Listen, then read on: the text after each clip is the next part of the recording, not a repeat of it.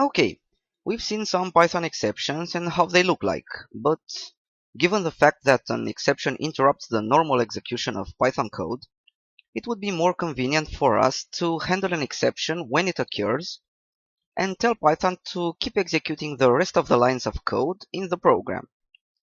To do this, we will use the so-called try except block for exception handling. Let's consider the zero division exception from the previous lecture and see how can we handle it properly. First, let's define the try and except clauses. In the try clause, you insert the code that you think might generate an exception at a given point. Of course, this code will have one level of indentation from the try statement itself. As with for or while or if statements, you must always type a colon after the try keyword. Then you have to input the piece of code you want to execute. So let's do this inside the Python interpreter. We will use the same old for loop from the previous examples. So for I in range of 10, colon. Then at the first level of indentation, try, colon. Sorry, enter. Then at the second level of indentation, let's try print I divided by 0. Okay, up to this point, you should notice a couple of things. First, as I said, the indentation.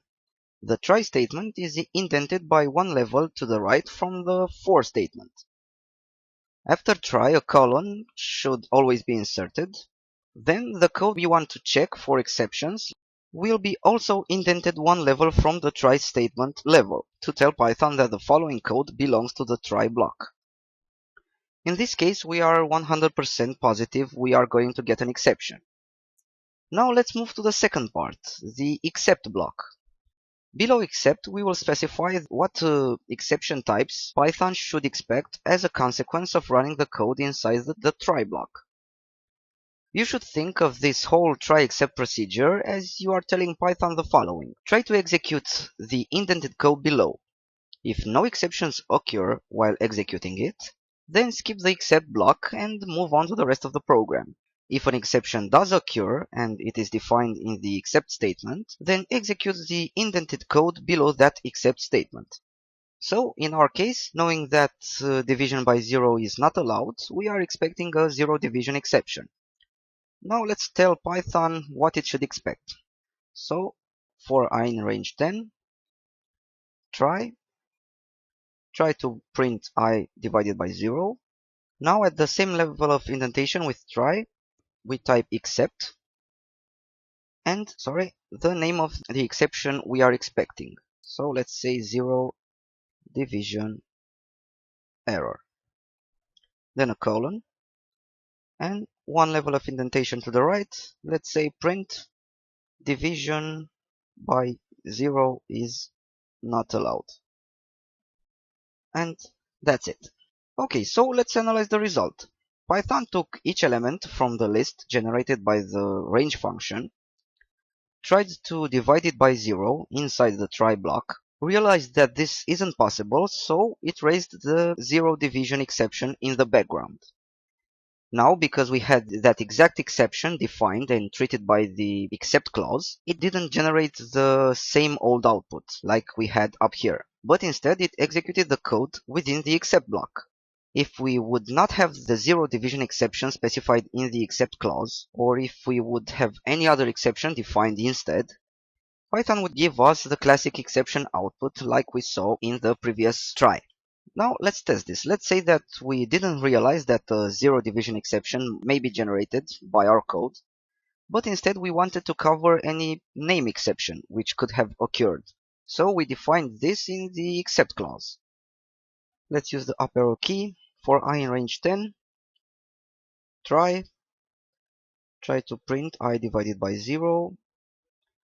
Then except, and instead of zero division error, let's say we have name error.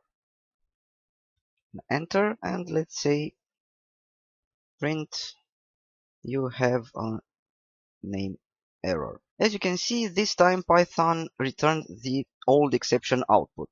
Another thing I want to clarify is that if the code inside the try block does not generate any exceptions, then Python doesn't even look at the except clause and moves on to the rest of the program if you indeed have further lines of code in your program.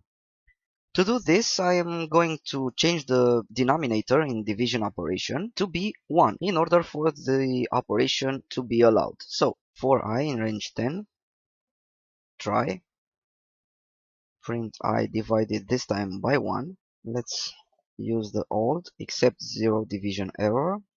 Now let's print something here. Let's say 0 division is just wrong. And then a print statement at the same level of indentation with the try and except blocks. Print, let's say, the rest of the code. Okay, I have also added the print the rest of the code statement in the for loop at the same level with the try and except blocks, just to show you that for each iteration, Python tries to execute the I divided by 1 operation. It succeeds without any exceptions, skips the except block, and then executes the rest of the code without even caring that except is there. Pretty rude, but that is the way Python does it. Another thing to add here is that you can have multiple except clauses after a try block. This enables you to be super cautious and handle multiple types of exceptions that can be raised by the try block. So let's see this. Let's use for I in range 10, try. Let's use print I divided by 1. And now let's define multiple exceptions. So except, let's say 0 division error. Here we will print not allowed. Okay, let's try to catch other exceptions as well, except name error. Print, you have a name error. Let's also add another one. Let's say except value error. This is another kind of exception in Python. Let's print wrong value or something like this. Okay, now you may ask me, okay, but what if I want to catch all possible exceptions that can be generated by my code inside the try block? Well, you can just use the except clause alone without specifying an exception name to be expected. Something like this. Let's say try, print I divided by 0, except, and that's it, a colon, and let's say print exception was raised. Okay, this is however not recommended, and it is not a good practice because it will catch absolutely all programming exceptions which may occur and hide the actual root cause of an exception.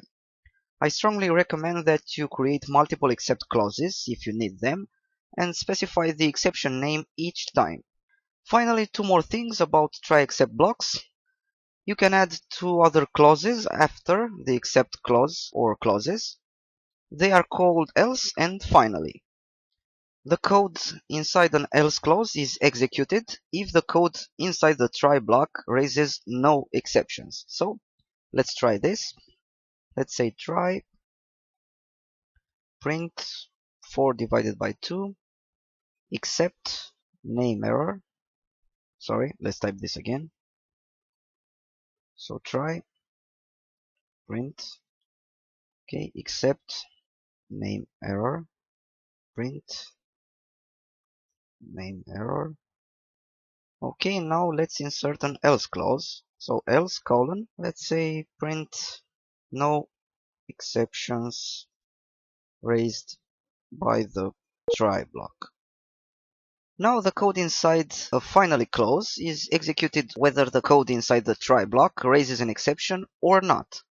So anything you type inside the finally clause will be executed regardless of an error or exception was raised or not. So let's try this. Try colon print 4 divided by 2. Let's say except 0 division error, print not allowed. Okay, and now let's add the finally clause.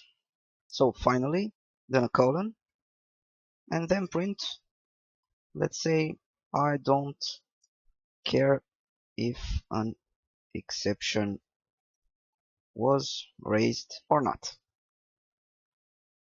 Okay, so as expected, we got the code executed by the try block, and the print statement executed, the print inside the finally clause, which, as I said, is executed no matter if any exceptions were raised. Now, using code that will generate an exception in the try block, let's try this also. So let's use try, print, this time print 4 divided by 0, the except clause, and finally the finally clause. So finally, I don't care if an exception was raised or not. Okay, as expected, we got the print statement executed inside the except block, not allowed because we indeed had a division by 0 this time. And in the end, the finally clause was also executed because it doesn't care if an exception is raised or not. Okay, that's almost all you need to know about exceptions and exception handling for your future networking tasks.